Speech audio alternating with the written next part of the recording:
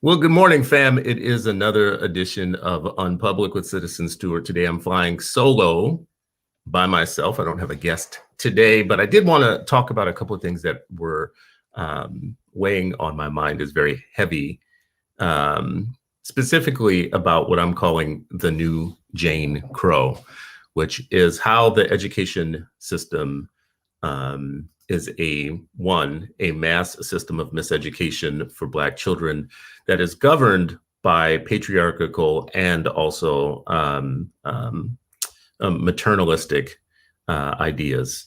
And it is a business on one side, and it is a pedagogical jobs program on the other side, mostly for a very powerful interest group. So this is what we're going to do today. We're going to try and have just like a conversation. I should show you my shirt. I don't know if you can see it here. Take a look. Today's show is brought to you by the University of Ohalna School of Parentology. If you'd like a shirt, you could go to citizenstewart.com and go to the store, and you can find one of these University of Ohalna School of Parentology shirts. So today we are going to have a session of the University of Ohalna, and this is the School of Parentology, what we should be talking about. Let me set it up and let me frame it just quickly about how I think I want to look at today's topic, the new Jane Crow, how white women in education are foreclosing on Black minds. Michelle Alexander's best-selling book, The New Jim Crow, starts with a sympathetic character named Jarvis Cotton. He's a Black man who's convicted of murder, and he'd been denied the right to vote just as men in his family had been denied the right to vote for several generations. And Alexander, she could have easily told Jarvis's story through mass schooling rather than mass incarceration. The connection between educational failure and incarceration of Black men and the welfarization of Black women is tragically simple when you try and source out its origins. Low rates of proficiency in reading specifically during childhood very well predicts social and economic exile for those millions of people in later life when they become adults. More than 25 years after the advent of charter schools, more than 60 years after the unrealized public school benefits of desegregation, more than a century and a half since the Emancipation Proclamation that supposedly freed Black people, the right to education, literacy, good teaching, and government accountability for all of these things is consistently being blocked by powerful interests in the education establishment. Among those powerful groups within the education establishment are teachers' unions. You will hear me talk about them often, not because it's some sort of specific tick that I have for teachers' unions or any special animus that I have for them, just that they play such a central role in education, in stopping and blocking things that matter to families, that matter to marginalized communities especially. And there's no way to get around that. So I would love to have lots of happy talk about all the good that unions do with their power, except for the fact of the matter is, if you ask yourself the question every single day, what are the things that are barriers to great education in the United States and an education system that can provide it equally and equitably across lines of race, and class, and geography?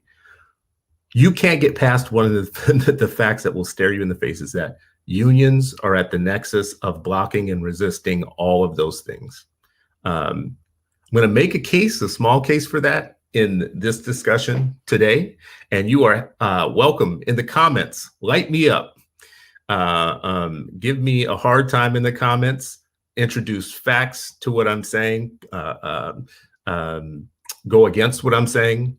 Challenge any of it. I'm here for it because I believe we have to have more robust and honest conversations between each other about the things that are blocking us from having really great schools, really educated kids, and just more equitable outcomes for all.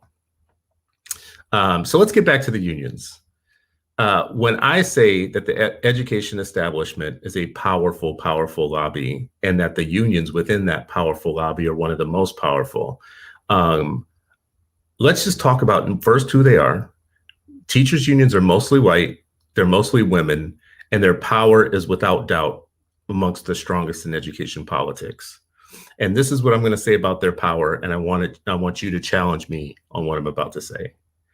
Their power is not because of their creative ideas. Their power is not because the merit of their positions. Their power is not because they care about children, and not because they have a vision of a great public school for every child. Teachers' unions are effective because they have power, and they have power because millions of teachers pay hundreds of millions of dollars in dues to them to protect their rights and their interests as education employees. That's robustly simple to me when we think about what fuels their power. Now, before you challenge me on this one point, this is what I want to do. I just want to show you a video to support the point that I just made about the power of the unions, and then have you, in the comments, respond as you wish to this. Here we go. I'm going to play this for you.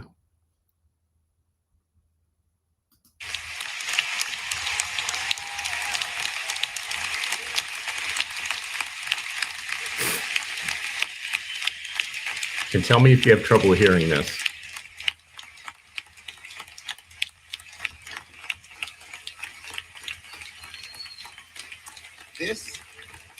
This is not to say that the concern of NEA and its affiliates with closing achievement gaps, reducing dropout rates, improving teacher quality, and the like are unimportant or inappropriate. Oh, I'm going to start it from the beginning. Here we go. And that brings me to my final and most important point, which is why, at least in my opinion, NEA and its affiliates are such effective advocates. Despite what some among us would like to believe, it is not because of our creative ideas. It is not because of the merit of our positions. It is not because we care about children, and it is not because we have a vision of a great public school for every child. NEA and its affiliates are effective advocates because we have power. And we have power because there are more than 3.2 million people who are willing to pay us hundreds of millions of dollars in dues each year because they believe that we are the unions that can most effectively represent them. The unions that can protect their rights and advance their interests as education employees.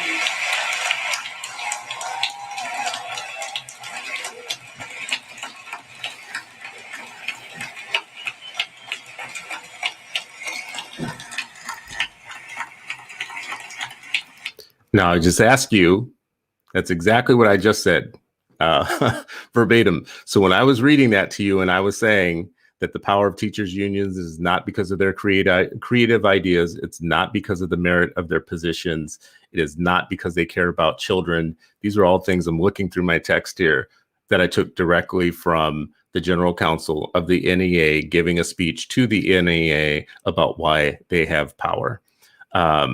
And we need to start there. When we think about the new Jane Crow, we need to start thinking through who has power, how did they get it, and how do they maintain it. So when we think about who has power, definitely the unions that represent school boards, school administrators, school districts, and teachers unions are a powerful lobby in every single state in the United States. So often when I hear people say, we just aren't listening to teachers, we are creating big plans like Common Core and passing laws around how schools should operate without checking in with educators, I always have to laugh a little bit about it, because in my time of testifying on behalf of education reform legislation of visiting the Capitol to speak to elected officials about things that our children need in classrooms. There was never a time where I would visit a state house anywhere, and I imagine that this could be everywhere, where I didn't see those four horsemen of the apocalypse walking the halls, the teachers' unions, those who represent school districts, those who represent school boards, and those who represent administrators. And they would literally have such a presence there that when you would talk to elected officials as citizens about pieces of education legislation, they would have to reference anything you were asking for back to what they had been already briefed on or told by one of those four groups, sometimes five groups that represent the interest of education districts, like the establishment groups. So I also want to make a quick point about we love the language of equity and the language of kind of like woke politics. We love the language of mass incarceration, for instance, as an issue, because there's no real bad guy there. I mean, the closest thing within incarceration, mass incarceration, that you have as a bad guy are the evil politicians that wrote the legislation, and then possibly things like private prisons or the Prison Guard Association, with which prison guard unions are very strong. But if you have the energy to talk about mass incarceration, you should easily be able to see that mass incarceration is an incestuous sibling with mass public schooling.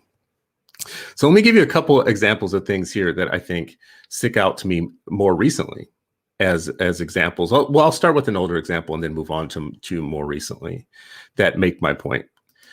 When the students of California sued California, the state of California, to get better instruction and better teachers, you can go back and you can look at the testimony that the students gave in court. And the testimony was a range of things that were happening in under-resourced schools or in schools that served low-income students and students of color. They described teachers who fell asleep on the job. All the classic things that you would hear about the bad teacher stereotype. Teachers who were reading the paper in class, teachers who didn't care, or maybe cared too little, or had too low expectations. This was the students themselves who were saying this. They knew that they were being robbed of a good education. They knew that the education that they were receiving was different in their schools than it was in the wealthier schools. And here they are in court, having their day in court, to be able to give it to the state, to tell the state, we know that you are shortchanging us. You're shortchanging us in instruction and the quality of teachers that we should have. The teachers and the teachers union, their response to that claim was, number one, to say it's not that bad. It might only be 5% of teachers. Really?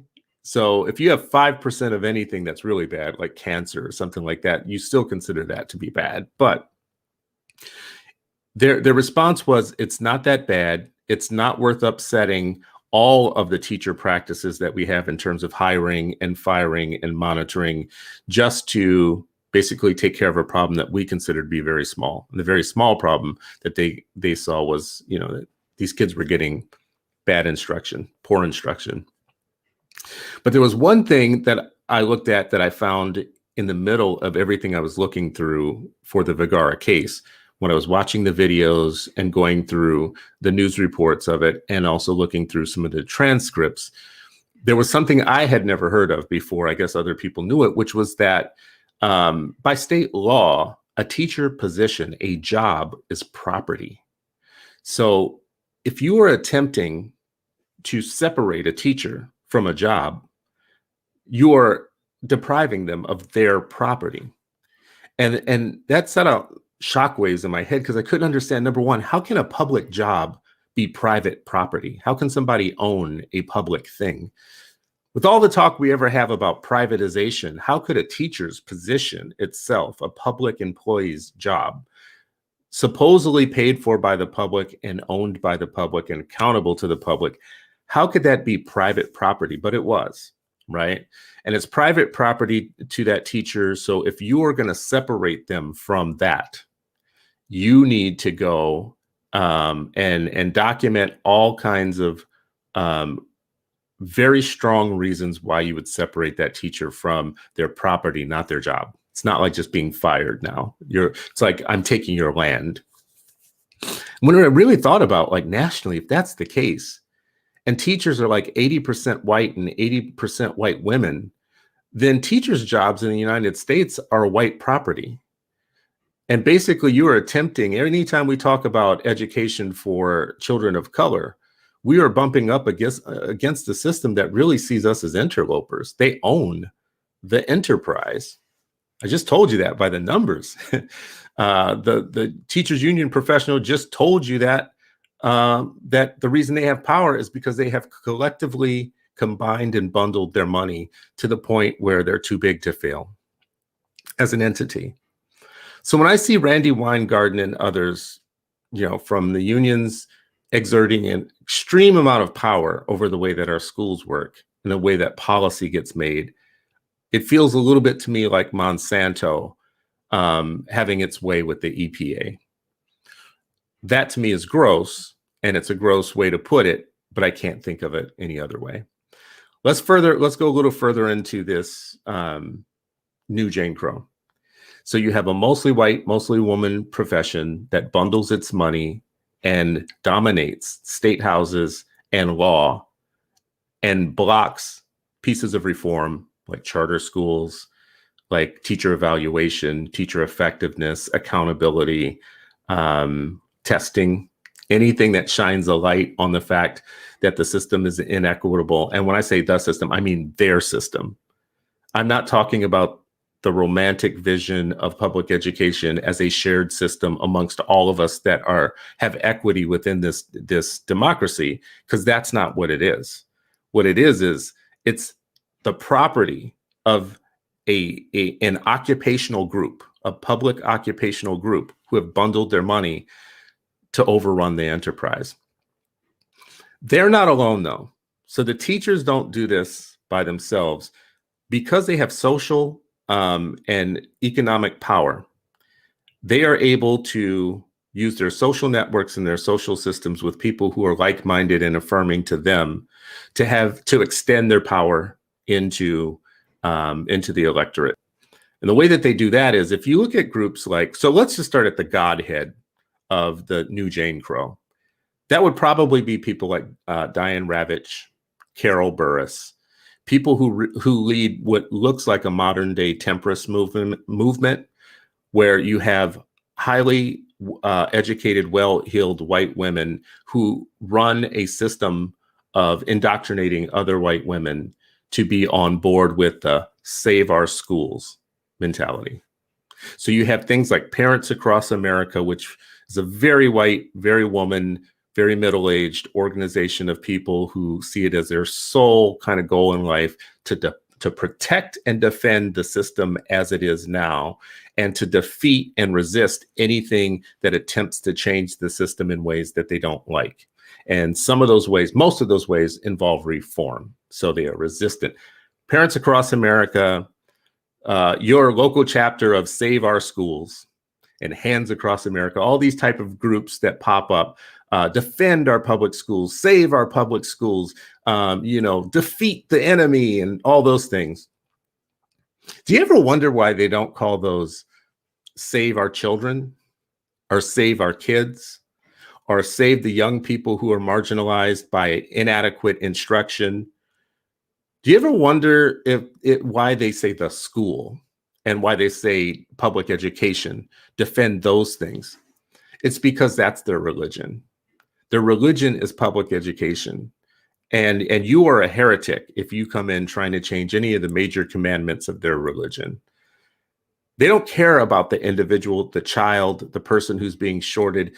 They will send you all kinds of rosy and fluffy pieces about education being the cornerstone of democracy. But if that is true, if education, public education, is the cornerstone of democracy, and we think about what trouble our democracy is in right now, and we think about there are people who actually believe that Hillary Clinton was running a pedophile ring out of a pizza shop, And that the people who believe that, and the nation of them now, millions and upon millions of people who believe weird things that just can't be true by logic and by fact, they all came through this system. That's the cornerstone of democracy. So if it is the cornerstone of democracy and it's producing unequal results amongst people of color and whites, the rich and the poor, the educated and the non-educated, and it seems to be exacerbating some of those problems, and we're not getting a smarter citizenry, even at a time when we're the wealthiest we've ever been and there's the most information we've ever had. Well, how's it doing? How's that working out, that cornerstone of democracy thing? Not looking critically at the system that is educating the majority of people that become voters at some point, who are believing wildly stupid things. That might be a slightly different discussion for a different time, but I'm only making it to say we have to take off the glasses and look at the system for what it actually is, and stop all of this nostalgic, fluffy type of just weirdly nostalgic ways of looking at public education. I see you guys are ringing out in my comments here, and I appreciate you guys for it. I'm sorry I didn't take a look at it yet, because I was trying to get through some of these things here, but please keep commenting. If you have a challenge to anything that I'm saying, drop it in, put challenge in front of of what I'm saying, and I'll be able to see it easier. I do see Michelle Johnson. You put something in right away that rings my bell a little bit.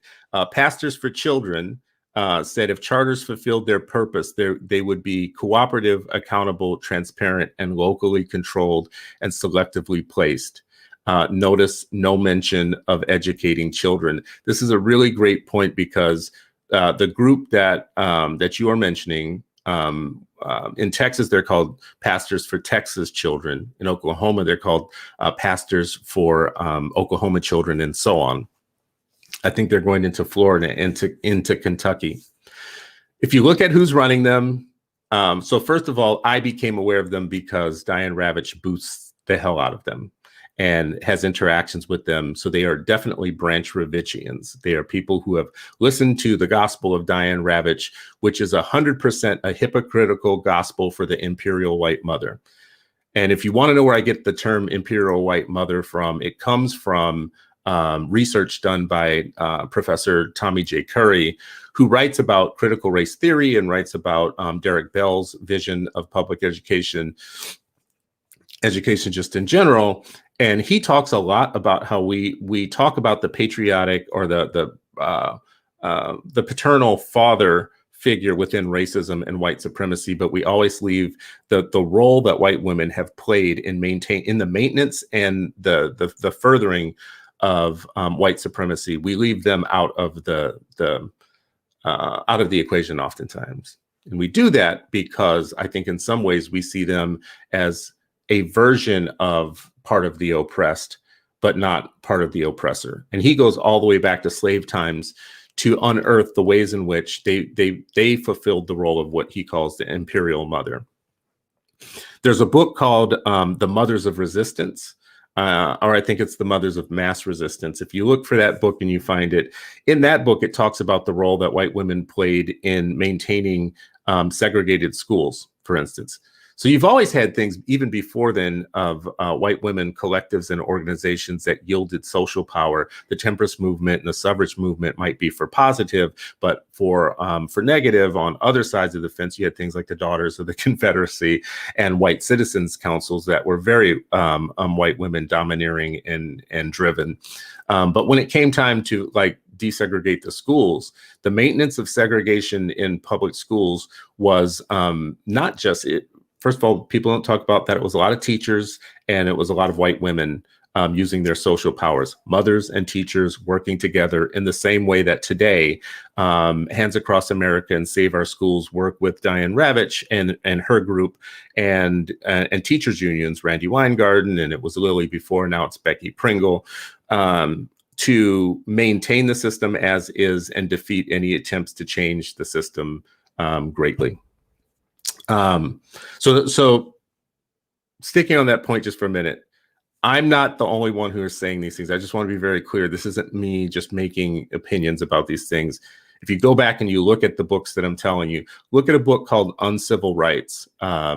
In that book, it talks a lot about how the teachers unions originated, and much of the origination of teachers unions were white women teachers not wanting to teach in black and brown schools, not wanting to be forced to teach those kids necessarily because they saw it as a step down and not professional. So again, far from the pretty stories that we're told about the way that unions work, far distance from we're all in this together, because we're not. If you say save our schools, and my response is save our children, to me that starts to feel like the all lives matter versus Black Lives Matter thing.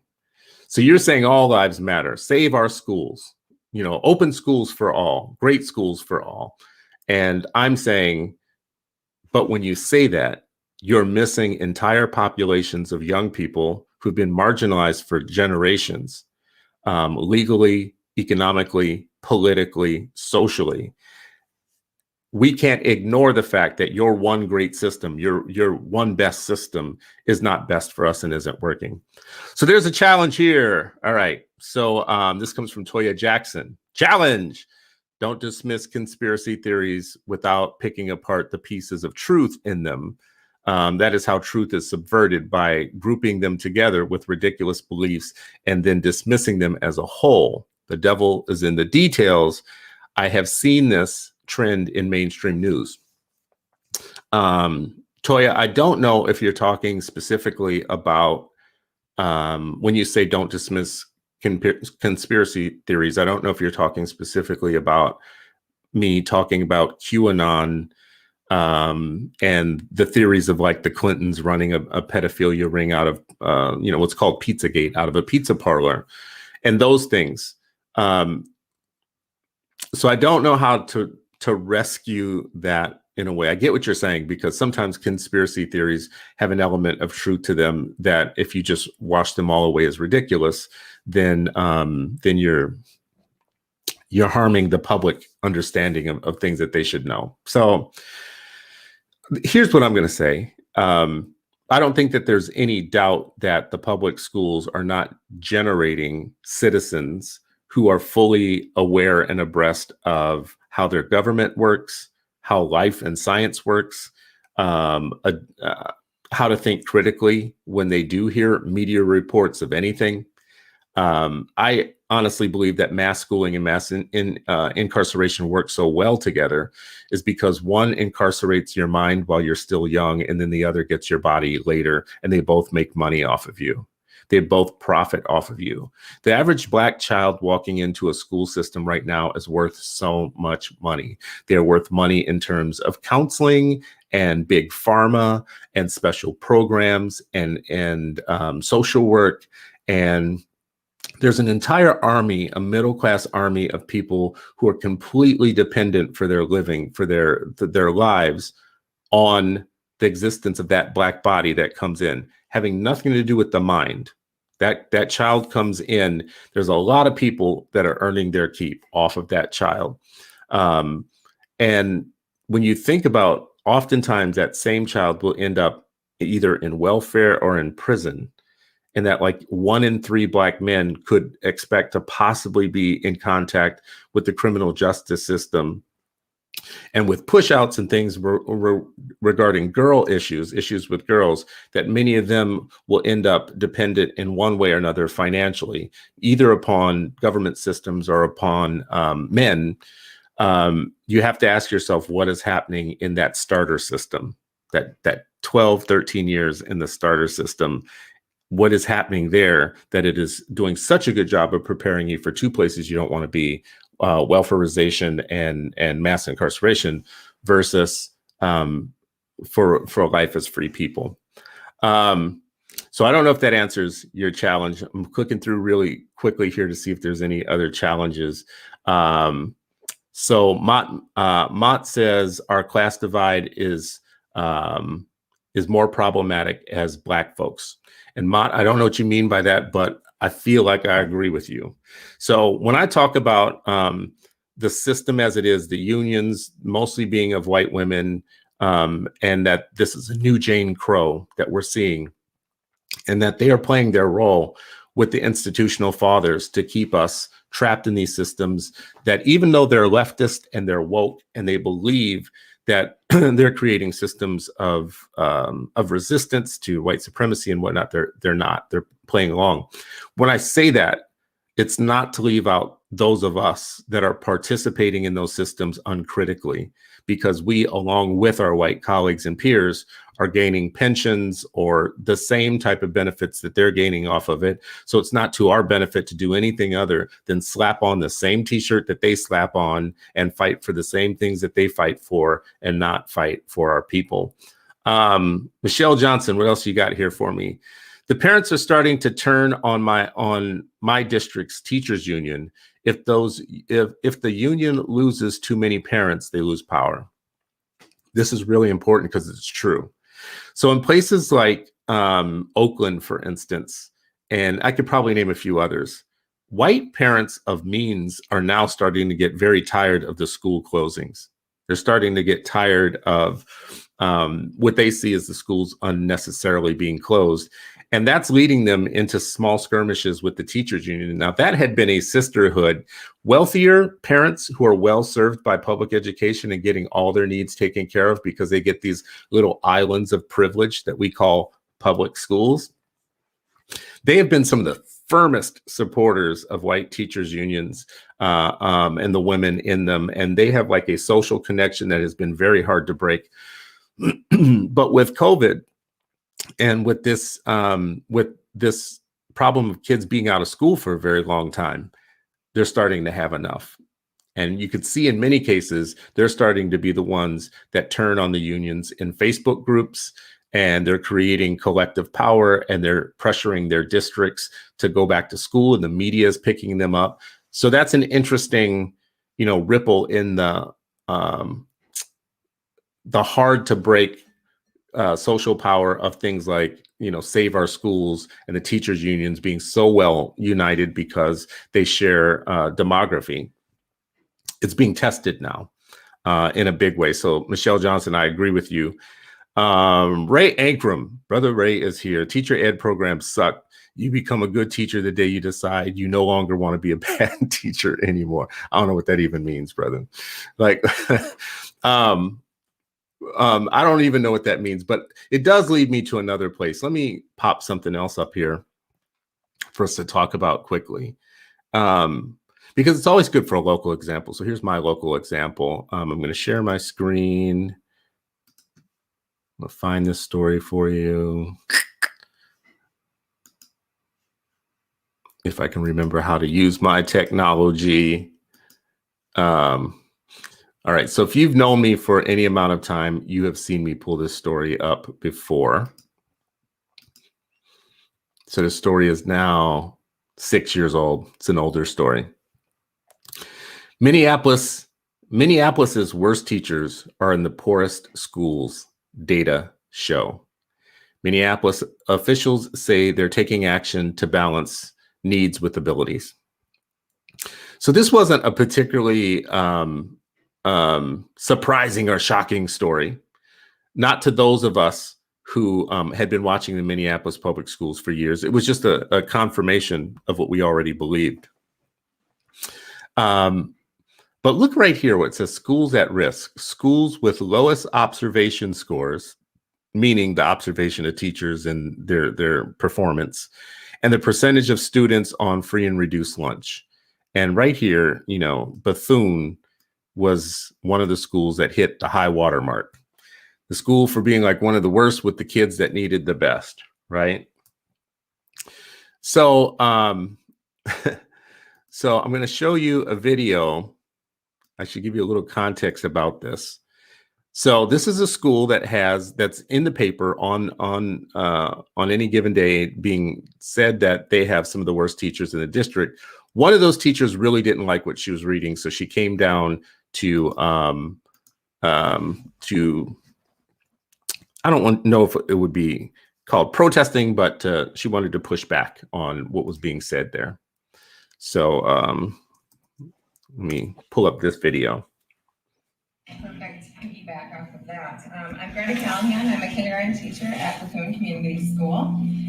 And what's missing is a basic understanding of what poverty and trauma look like, and what children right here, blocks away from here, right here in our city, are going through.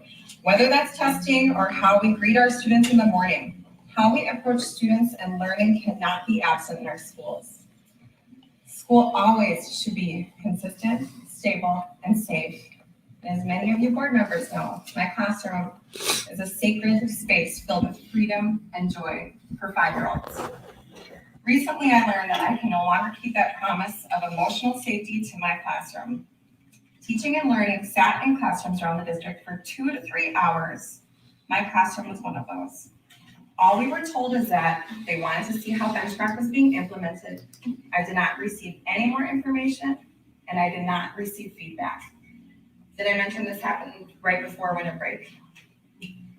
For my practice, that's wrong, but that's not my concern. My concern is for my babies. I have students dealing with everything from a sibling dying to living in foster homes, shuffling between shelters, having guardian ad litems watch them and observe them, and so much more. Yet so often we treat our students in schools with a one-size-fits-all approach. A stranger from the district sat in my room for 3 hours. This person did not introduce herself to my students, yet randomly approached my kids asking them academic questions. Some of my kids shut down completely, others acted out. The moment that woman left my room, one of my little girls started sobbing, uncontrollably shaking. I held her and I was like, baby, what's wrong? She said, Miss Callahan, why did that lady keep talking to me? For days, she asked me if that lady in the orange chair was coming back. Back in observation from my principal who understands trauma, she asked me, what should I know? Is there anyone I shouldn't approach? It's not okay that this basic understanding of trauma is absent and missing from our district counterparts.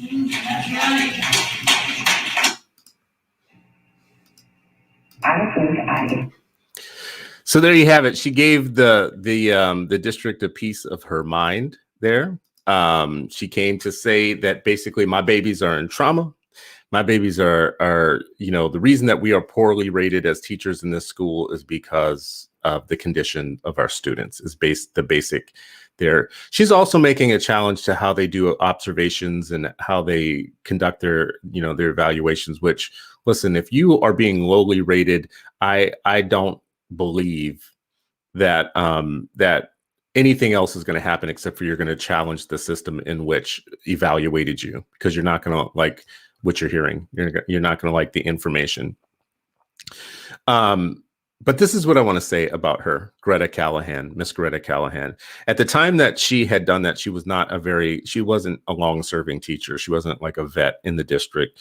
At the time that she did that, she had just converted from being one of those teachers that used to speak out about equity. And we as teachers, she was more of a reform-oriented teacher. We need to do all we can and, you know, all that type of stuff to get equity for students, and they're not getting the best education, to being on the paper for being in a school with some of the poorest performing teachers. And then you see she's wearing a union t-shirt all of a sudden, right? This is some of the behind the scenes that people don't know. And she made this miraculous kind of like, she made this miraculous transition from being the reform teacher who thought, you know, we could, you know, we have to have high expectations and we can do a lot for our kids, to being the apologist for the system and the other poorly performing teachers that had just weirdly congregated in one school.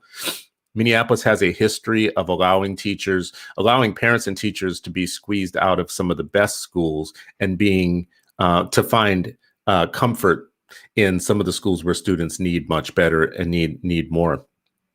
Her story doesn't end there, though. So Miss Greta, with that impassioned plea that's almost on the verge of tears, and you can just feel so sympathetic about who even somehow becomes the victim as the middle-class, college-educated person in the scenario who's lording over kids that will never be able to get a job beyond McDonald's if they don't get more than what she's giving them. she becomes the cause celeb. So Greta is now the president of the Minneapolis Federation of Teachers, right? And she got that position by stepping over the bodies of people of color who were running for the same position. We've never had a person of color actually in that role, but she has perfected the language of trauma and poverty and the condition of children as an educational essentialist type of idea of why they're not doing well. Nothing to do with the level of instruction that they're getting or the curriculum or whether or not we have like we've done enough of our work around rooting out the various programs that don't work within Minneapolis public schools, which we've had curriculum audits and everything else to tell us that it's all wrong. But she's not dealing with that stuff. She's dealing with the condition of the kids, right? That's the new Jane Crow in a nutshell, right? Gets even a little bit worse when you think about the fact that teacher in one of the poorest schools doing the worst actually becomes the president of all the educators within the district. And it has perfected this language of BIPOC and standing together and allies and anti-Trump stuff and all the stuff that gets people clapping and, you know, standing together without asking, yeah, but what about the fact that y'all sabotage direct instruction in the district, even though everything that we had been told by Cambridge and other places told us that we needed it for our students because it actually works with our students? What about the fact that you guys consistently sabotaged the teacher evaluation process and wanted to keep in place something called PAR, peer assistance review, which was something that basically was a trick that allowed teachers to be in control of the review of other teachers so that none of them ever would get fired? What happened there? So I see a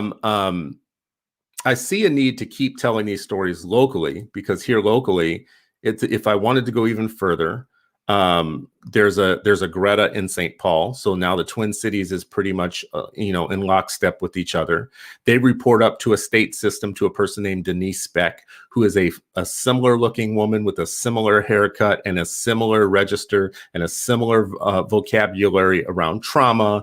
And again, condition of the child is the problem. The educational institution itself doesn't need any changing. And all threats to that system, including charter schools or teacher evaluation or standardized testing or anything that gives those young people an option outside of New Jane Crow, or anything that puts New Jane Crow on trial with numbers and data and statistics, their power is complete. And then they report up to Mary Catherine Ricker, who has just recently stepped down, but has been our commissioner of education. Our commissioner of education, who was the St. Paul Teachers Federation Teachers Union president, became Randy Weingarten's number 2 at the AFT, and then came back as our commissioner of education. That is the system that we have. That's the new Jane Crow. It's a local poor performing teacher who becomes union president, responding and reporting upward to another person just like her at the statewide teachers union, who is in deep daily contact with a person just like her at the Department of Education. Their power is complete. Along the way, I should say, there have been some trailblazers and people trying to interrupt the new Jane Crow. For instance, like Valeria Silva, who was the superintendent in St. Paul.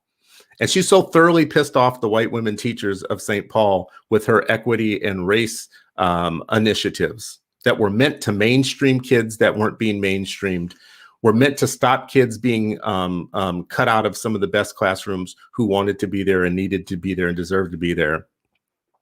She so infuriated them that they banded together. They put their money together. They ran a slate of school board candidates with questionable cognitive abilities. That slate won. That slate immediately set about firing Valeria Silva, and they gave her $750,000 just to walk away. That's how important it was to them to not be challenged with equity, that they paid her $750,000 just to walk away and pretend like it had never happened. That is, my friends, a big, big version of the new Jane Crow.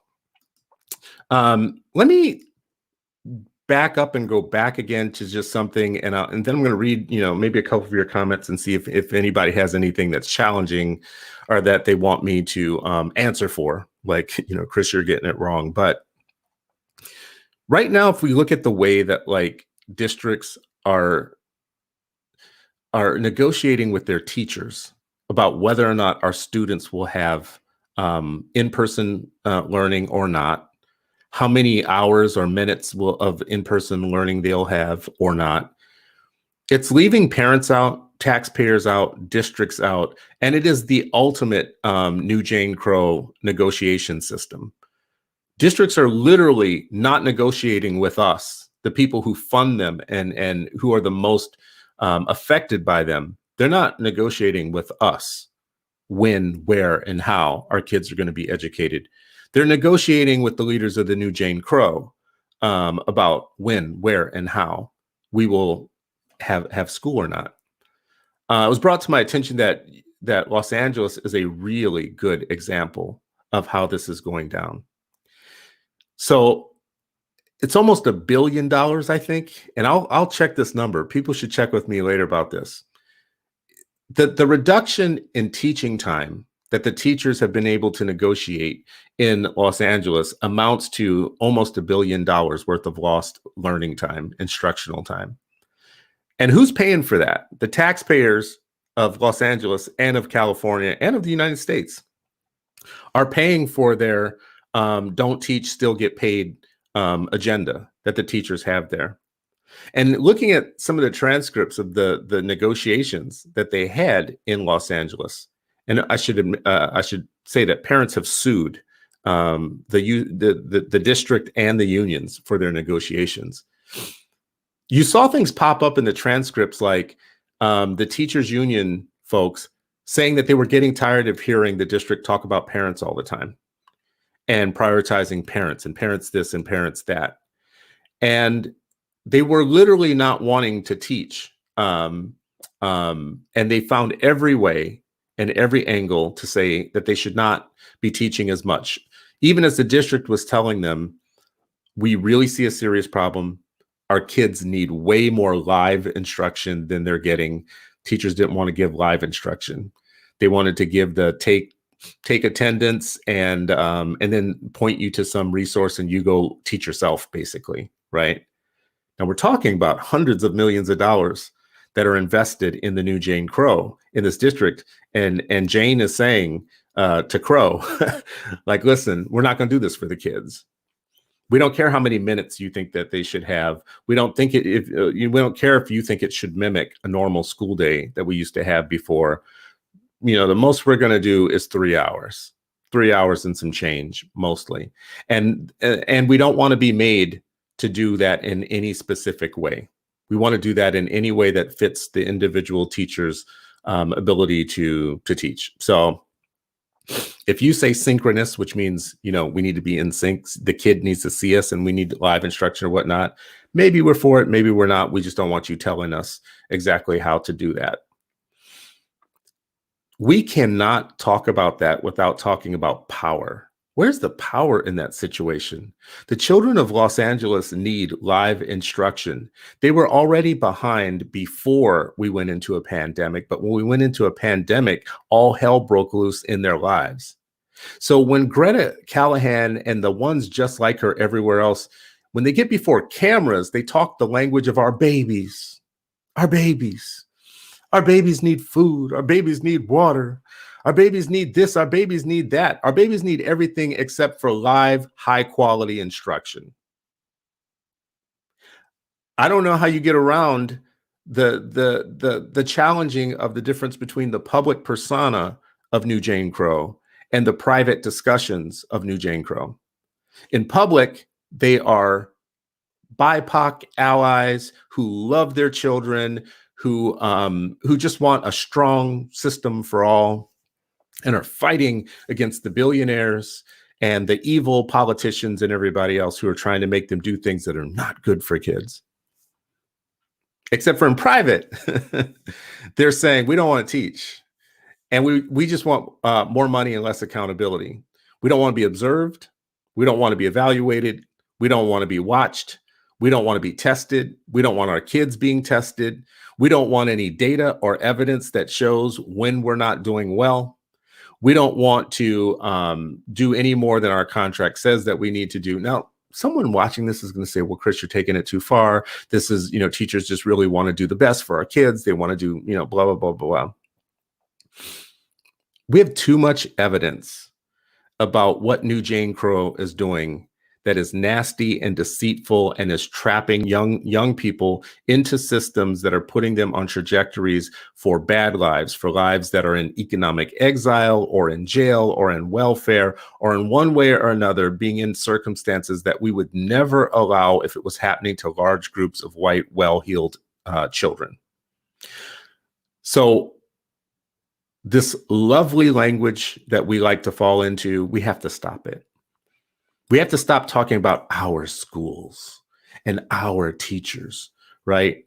Chicago's teachers union, they've perfected this, this race baity type of, reopening schools is white supremacy. And they literally have dumb people sitting around parroting and repeating their words that to actually give young people who need an education live instruction and to make sure that it's high quality and that it can be proven to be high quality through assessments and other things is white supremacy. But putting them before teachers who have no accountability and who for their own children are doing something totally different, that's not white supremacy, right? It's the billionaires that want this work. But yet no one ever talks about the fact that Jesse Sharkey, the president of the Chicago Teachers Union himself, is part of the 1%. His family owns the Royal Caribbean Cruise Line. Like, you can't make this up. Like, you can't make this stuff up. We have got to get to tougher language and tougher understandings and using a tougher mental model for how we understand the system that our kids are trapped in.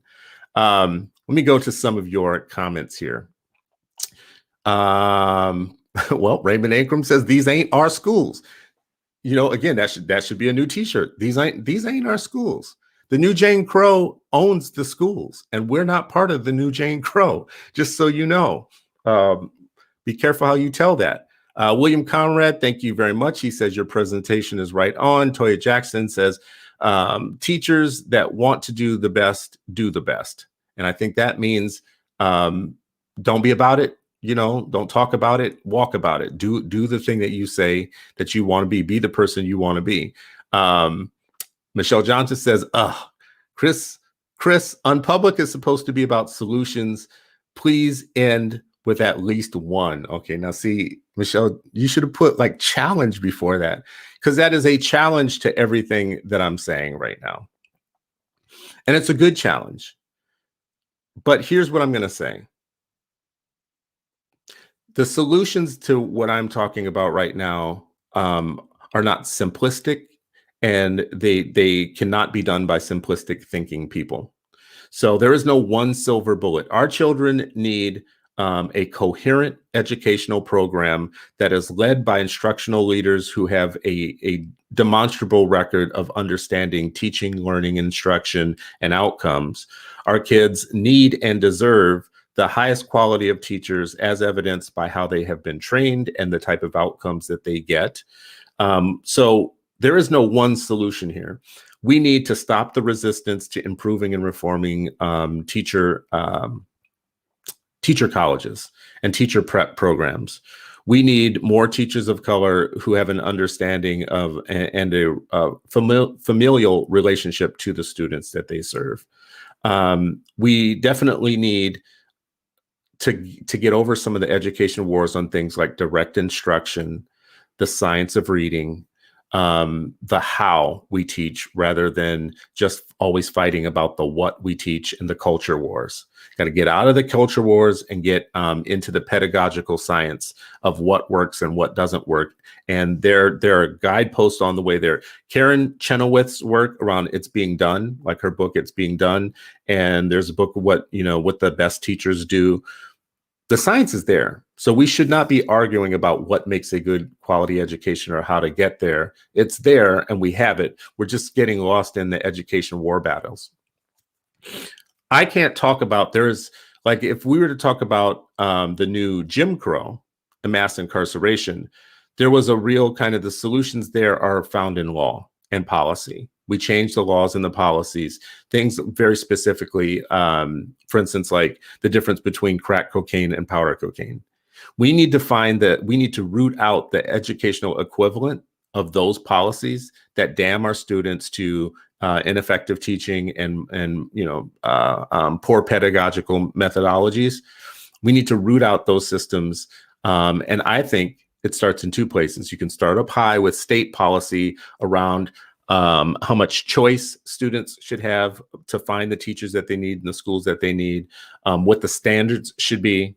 How do we know that the schools are being accountable to the standards, not to anything else, but to the standards and to getting students to the standards? Also happens on a lower level, though. A lot of what I talked to you about today takes place. You could find out ways to do better just by watching your school board, watching their meetings, watching what they're arguing about, what type of plans they have, and injecting yourself with them to find out what is your plan for changing the terrible outcomes that you are having with specific subgroups of students, right? And if they don't have one, then the political pressure is on local people to either lead or leave, one or the other. So if you don't have a plan, you need a plan. If you have a plan, we need a way of monitoring and knowing how it's going, right? Every superintendent that comes into the district comes in with a PowerPoint of how they're going to change the pillars, of education.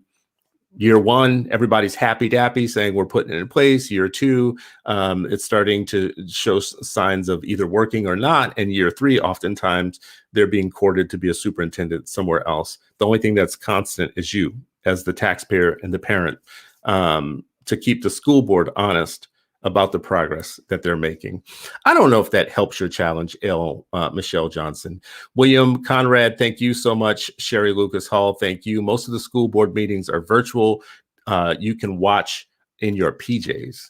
Now, this is something that I love as one of the silver linings of COVID. Is I've been able to watch a lot more school board meetings from cities that I have no connection to, but I just want to see what they're talking about. And it's very enlightening. I would very much encourage anybody watching here to take it upon yourself, if you're a taxpayer, a local resident, a community member, a parent, whatever, just to watch what your board is talking about and what they're thinking.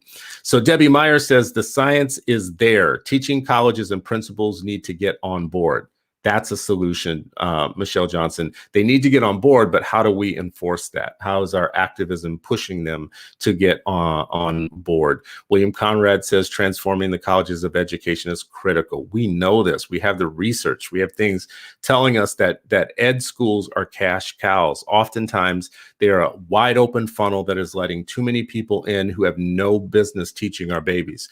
Once they come out of these insufficient colleges, oftentimes they have trouble passing the state test, like Praxis or whatever test that they need to take to be to move from being candidates to actually being teachers and being licensed. And then once they get into districts, oftentimes they're entering into districts that have terrible support for teachers, have incoherent educational philosophies and models, and aren't doing all they can to continue the education of the teacher.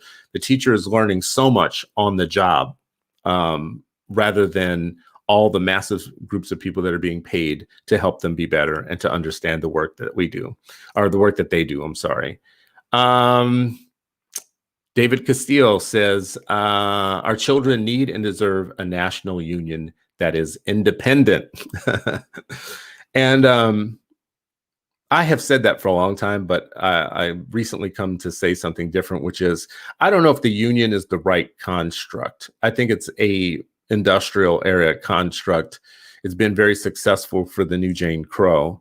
I don't know that it would be similarly successful for parents, because we have very different types of parents with different needs and different families. And I think there just needs to be a way for us to fight for everybody to have what they need, not just one single agenda. I might need something totally different than what you need. You and I should have a pact with each other that we'll fight for each other. You get what you want, I get what I want, but we don't have to want the exact same thing and don't have to have one agenda and one way of doing things. And David also said, glad I tuned in. Real talk, David. I love it. I appreciate it. This is me flying blind and solo for a day. But listen, I do want to wrap up here and just say that if you buy my premise that public education is a version of the new Jane Crow versus the new Jim Crow, then I hope you buy my premise that if you believe that, then you believe that in the same way that we dismantled the new Jim Crow through policy, through laws, through social changes, through calling out and call outs and public awareness and making the public aware of the problem and where the problem lies, is the same level of energy that we have to have for mass schooling. Mass incarceration and mass schooling are not two separate systems. Mass schooling is a precursor to mass incarceration, right? There's a reason why I think it's 77% of people who are incarcerated are people who have not reached functional literacy, have not reached literacy, period. And that if you were to trace back where they came from educationally, how their world fund of information was done, you would find there's lots of sociological factors that supported where they ended up. But you would also find out that those 12, 13 years that they spent in a public education system was a great starter prison for where they would end up later. Low expectations, putting them on lower tracks, teaching them early on that they were lesser than and that their minds were lesser than, and giving them every indication that they had never done anything in the world, that their people had not been successful contributors to humanity and to the to world civilization. All of these things add up and they compound over time. Children start in preschool and in kindergarten with boundless energy and unsurpassable worth. And little by little, we chip away at that. For some kids, we just support their boundless energy and their sense of self, their greatly inflated sometimes sense of self. And then for other kids, we do the opposite. We chip away at it slowly but surely through our rules, our interactions, our tone, our way of talking, our over-policing, our over-management, our inability to see the brightness and the brilliance in places that we haven't been trained to see it, which very specifically, America has never been trained to think of Black people as intelligent beings. Only God has had our back on that one. So that's where I want to wrap up today. I appreciate you all for watching. I did not intend to go on for an hour, but I appreciate you all sticking with me for an hour on this. If you have any thoughts, suggestions, pushback on this, any ways you think I could have framed it better, or any subjects that you think for a future Unpublic, please send them to me. You can email me at chris@hey.com, and that's just hey, H-E-Y, like hey you guys. You can just email me, chris@hey.com, and I will get back to you and we can talk more about any information you may have for a future broadcast. As always, let's fight for these kids. Let's dismantle New Jane Crow and let's do it together. We have lots of work to do.